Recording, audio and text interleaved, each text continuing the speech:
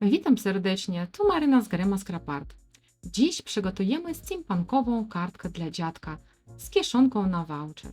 Do stworzenia tej kartki wykorzystałam różne pojedyncze arkusze z cyfrowych kolekcji, które miałam już wcześniej wydrukowane. To właśnie świetny sposób na wykorzystanie resztek papierów. Sięgam tu po miękkie papiery oraz steampunkowe elementy z kolekcji Kroniki Mechaniki.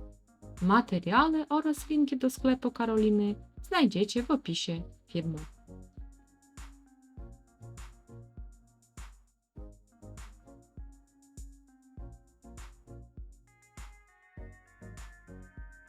Projekt powstaje naprawdę szybko, a dzięki prostej konstrukcji sprawdzi się nie tylko na Dzień Dziadka, ale też na każdą okazję.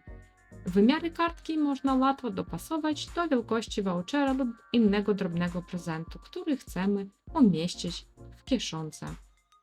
Na filmiku pokazałam również dokładne wymiary mojej kartki oraz to, jak docinałam poszczególne elementy i gdzie wykonywałam biegowania. Konstrukcja jest naprawdę prosta, wystarczy dociąć bazę do odpowiedniego formatu i zbiegować ją w kilku miejscach, nie zapominając o kieszonkę. Dzięki temu każdy może łatwo sobie dostosować projekt do własnych potrzeb.